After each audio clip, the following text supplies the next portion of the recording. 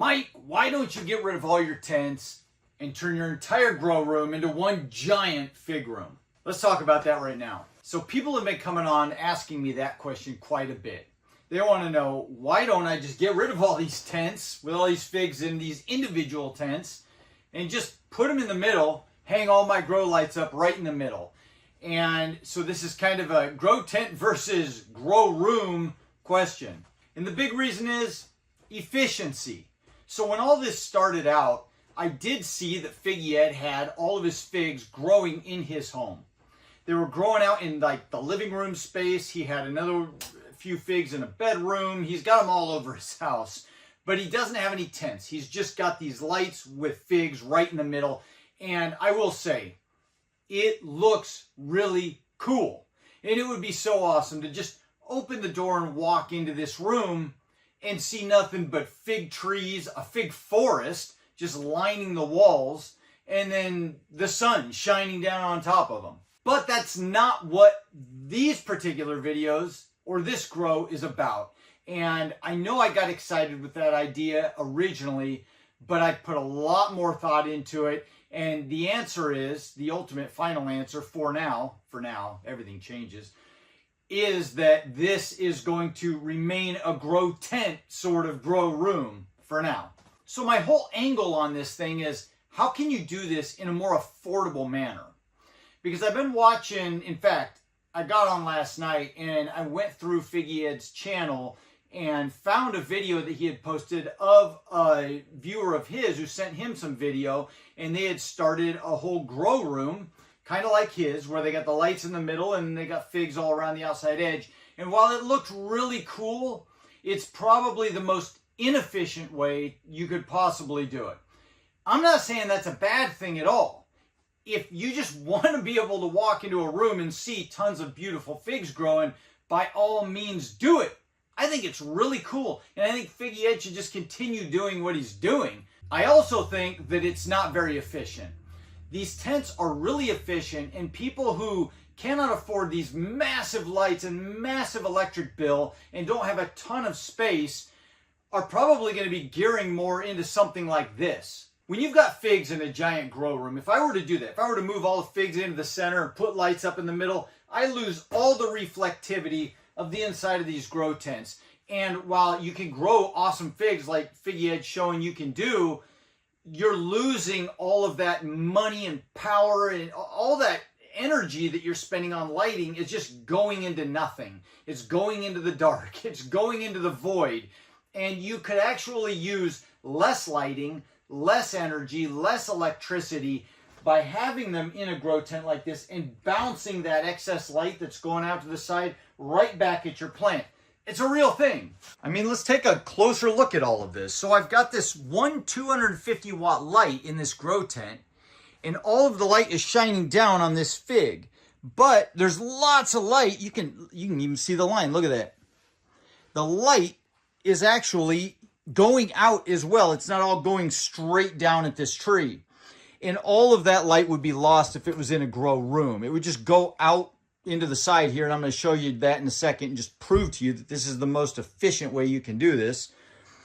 All that light is coming down, and then the light that's hitting the wall is bouncing off and going right back to the tree and feeding it more light, which you're saying, well, I'm still spending the money on the same 250 watts, but if you didn't have this, to get the same results for that tree, you'd have to have a higher wattage light, because so much of it would be getting lost. I can use less wattage, a lower wattage light, less power, less money, all that, by bouncing light off the wall back onto the plant.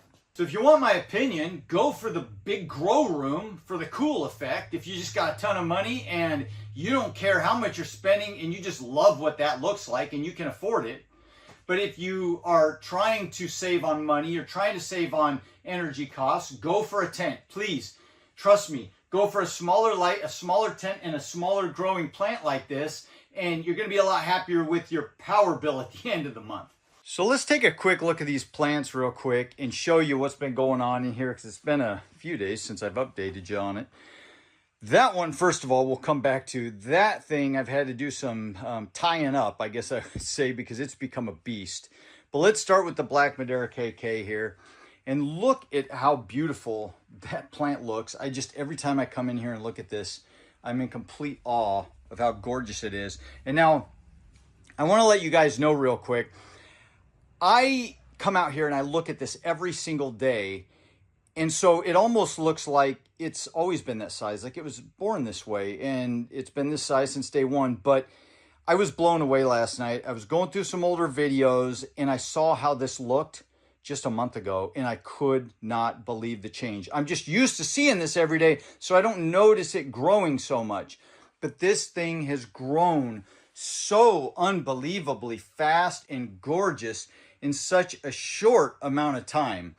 I'm going to have to come back and do a whole montage video of the timeline of this thing growing and that thing, and show you guys where they've come in such a short time under these grow lights. Because these grow lights and these tents are just doing so much more for these figs than I've ever seen for figs, even outdoors in the middle of summer. They never grow this fast and this well. But let's take a look at this. Absolutely gorgeous here. And I want to show you guys something too. Talk about something I've been doing over the last couple weeks that I have not talked to you about, but it's just a simple, quick thing. I don't want to say that I've been struggling with bugs or pests in this tent, because I haven't been, but I have had some pests in this tent. And we'll start with the fungus gnats. I've got these little yellow sticky traps, and that's been keeping them at bay just fine. In fact, these are the same sticky traps that I put in there when I first up potted it to this pot. And I don't think I've seen a fungus gnat in a week or two, probably 2 weeks. So I might have even eradicated them in this tent. I haven't really seen them in there either. But the other thing I've been dealing with a little bit is thrips and spider mites. Now, I typically don't have spider mites in these grow tents, but I do now. And eventually I'll get rid of them. I have not used any type of chemicals or anything. All I've done so far has been taking these plants, this one, and these guys, out of these tents about once a week, and I take them right outside that door and I hose them down real good. And what that's been doing is kind of giving them a little bit of a reset. In between that period of time through the week, I'll kind of look the plants over, and in fact, I see it right now. Do you see that little tiny dot right there? That looks like a spider mite, and there's another one down right there, or a thrip. It looks like a spider mite, actually.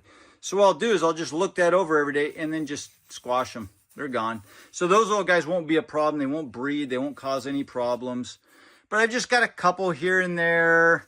If I see them, I'll squash them and get rid of them. I'm not that worried about it. They're not. It's not that big of a deal. It's not hurting the plant, really. It's not preventing it from growing or doing anything like that. But taking this plant out once a week and then hosing it off real good, I'll kind of go through the leaves and I'll just spray it all down, and I'll knock it on its side and spray the underside of the leaves, and then saturate the pot with water and let it run through.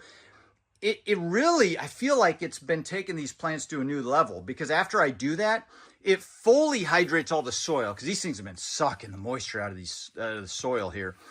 But it fully hydrates the soil again and rinses all the salts from the fertilizers out fairly well. And then I bring them back in and I just water with a half gallon of my Miracle Grow solution. And then I've got the slow release fertilizer on there still. And it just kind of reinvigorates that soil, gets it nice and clean and healthy again. The plants are clean again. And it's almost like they go through a nice, beautiful rain outdoors. And you can see the effects. Every time I do that, within the next couple days, this new growth just takes off. And you'll see the water was cold that I sprayed on them, so the tips got a little bit cold. But overall, the new growth just starts, these plants just respond so well to it. It cuts down on the bug load, and it waters the pots real well, cuts down on the salts in there, and everything just gets reinvigorated and starts coming back to life. And like I said, about once a week or so, I'll do that. Now, we can look down in here. It's kind of hard to see because there's so many leaves, but look at all these figs that are forming. It's absolutely amazing. This new branch here, if I can follow it, geez, so many leaves. Look at that, just figs everywhere. It's hard to see them almost. There's figs going all the way up that branch. This one has it had stalled out, this little branch here, but you can see new growth just keeps wanting to open back up, and I think it's going to start going again. You can see that right there. I'm going to unplug this guy while we're looking real quick. That's that dehumidifier. Makes a lot of noise. We got new growth coming out of that one right there, but it's everything. I mean, you can see, look at this. Look at down below there. We got new growth trying to pop up from the bottom. I'm going to prune some of that back eventually because I want the growth coming up. I don't want to just start growing shaded growth down below down here. It'll be weaker. It won't fruit very well. This is where we want the tree coming up like this and fruiting as it goes. Let's look at this. This is insane. So this is, once again, the camera does not do this justice. It is a massive tree in this grow room. And you can see my hand. Look at this. Here's my hand on one lobe of that Ben's Golden Riverside. One lobe. This is from watering yesterday. That water was cold and it zapped that leaf. That's not because there wasn't enough moisture in the pot. That was more than likely from that cold. And it just zapped it. But everything will be okay. It'll recover. It's just fine. And it seems to like it. They once I do that, like I said, new growth starts blowing out of here, blowing out of there. Everything gets a nice fresh start again. So, I mean, but look at this. It was leaning so hard that over the last week, this plant has slowly been leaning this way towards the tent. And these leaves were getting just smashed. And now they're opening back up because I stuck a bamboo stake down in there and tied it up so it's not going to lean anymore. And then I had to tie this branch up to here. And I think what I'm going to do is try to air layer this whole branch here because I kind of don't want it hanging off to the side like that. And then what I'll do eventually, I mean, we're getting close. We're getting close to the top. We're only 1.5 feet away probably. What I'll do eventually is cut the top off when we get up here somewhere and then let it branch out down lower and try to train those branches to just fill in this whole area right here. But I will say this thing is too big for, I mean, it's gonna end up being too big. It's just a huge variety.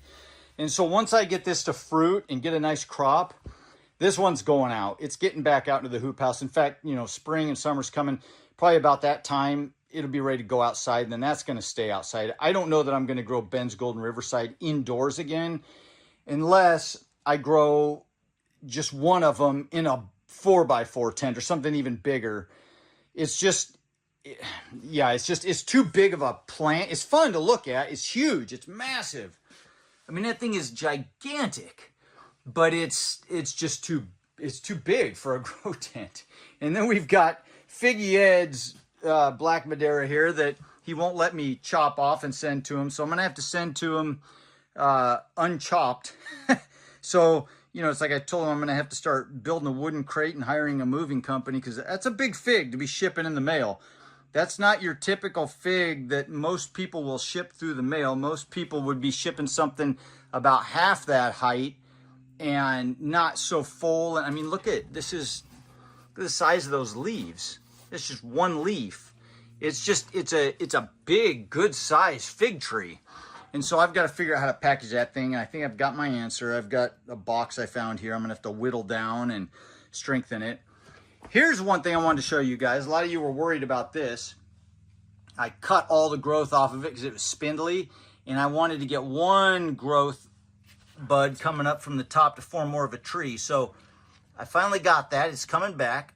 This is another Black Madeira KK. I'm going to leave that and I'm going to cut all of this off down here and just let it start putting all its energy into that single leader so it ends up more like that.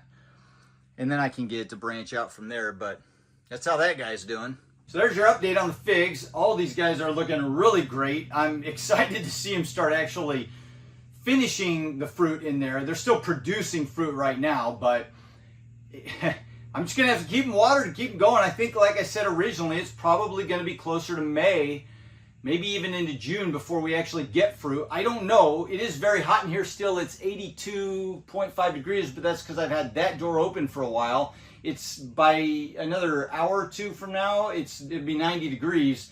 When I first opened this door, I think it was up around 88, something like that.